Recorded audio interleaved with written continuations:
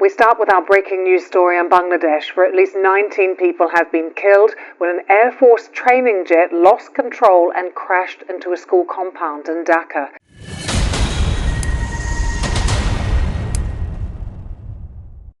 Imagine a typical school day, children laughing, parents waiting at the gates, and students finishing their exam.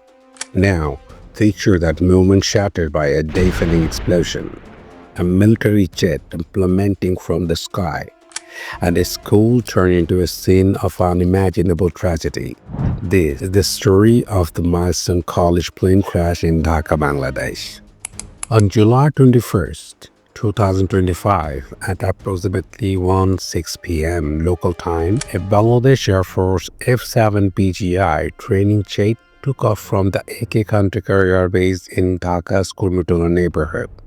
Just minutes later, at around 1:18 p.m., the jet crashed into the Milestone School and College campus in the densely populated Uttara neighborhood.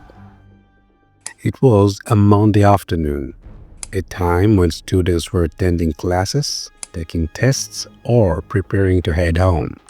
The crash struck a two-story building, triggering a massive explosion and fire that would mark this as the deadliest aviation disaster in Bangladesh's capital in recent memory. The question on everyone's mind: why did this happen?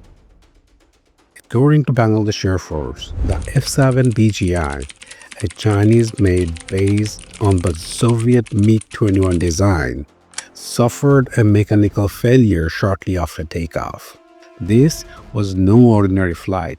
It was a routine training mission, and tragically, it was the pilot's first solo flight as part of his training course.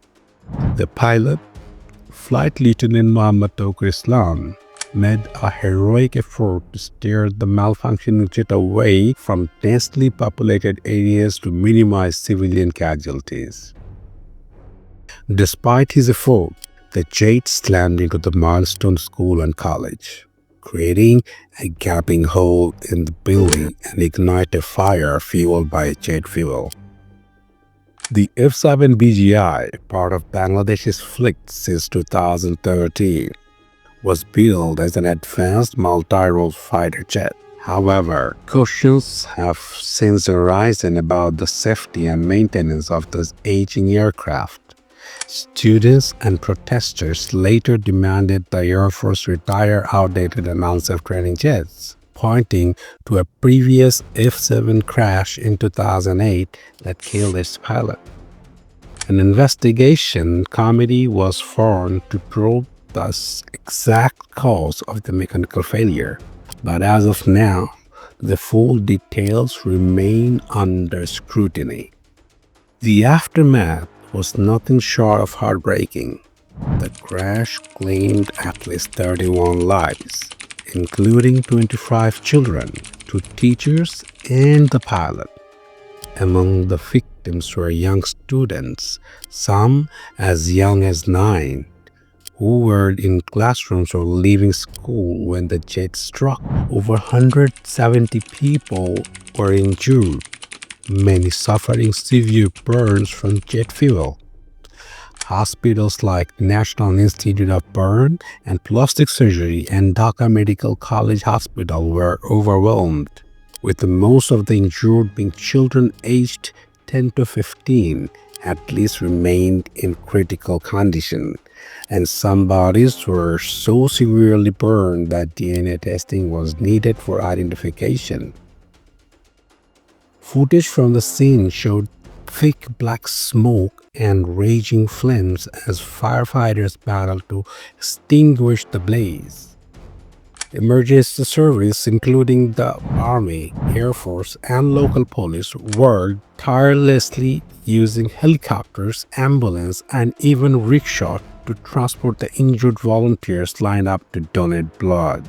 And families gathered at hospitals, desperate for news of their loved ones.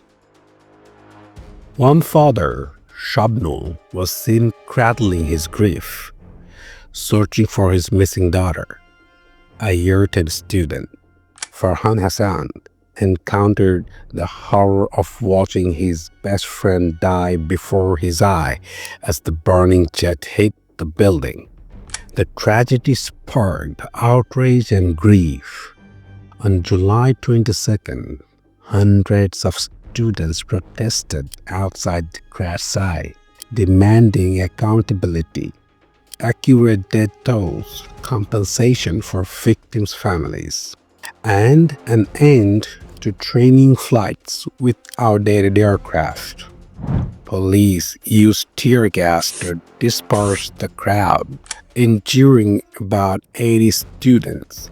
The nation observed a day of mourning with flags that half-mast and special prayers held across place of worship.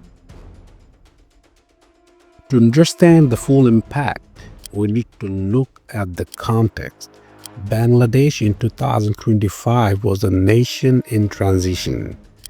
Just months earlier, in August 2024, then Prime Minister Sheikh Hasina was forced to flee the country after weeks of deadly student protests, plunging Bangladesh into political uncertainty.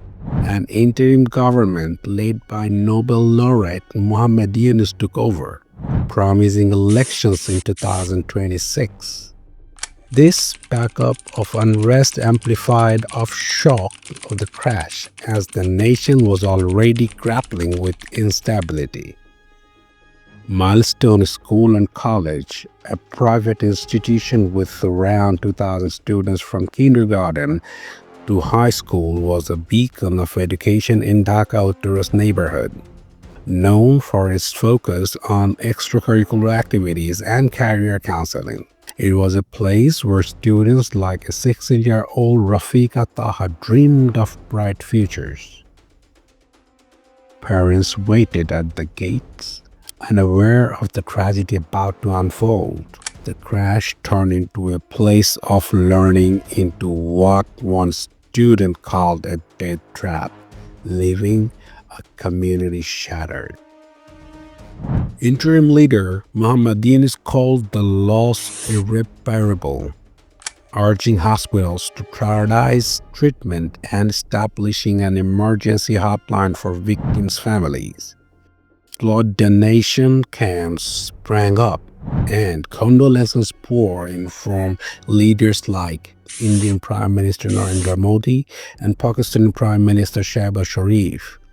Even Bangladesh cricket star Saqib Al Hasan and soccer player Musammat Shagorika expressed their grief, dedicating victories to the victims.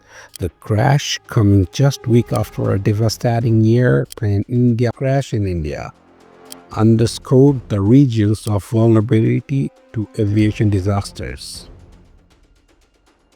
The Milestone College plane crash is more than a statistic. It's a life story of lost futures, heroic sacrifices, and a community resilience. The pilot's final act to steer the jet away from populated areas saved countless lives. But the cost was immense.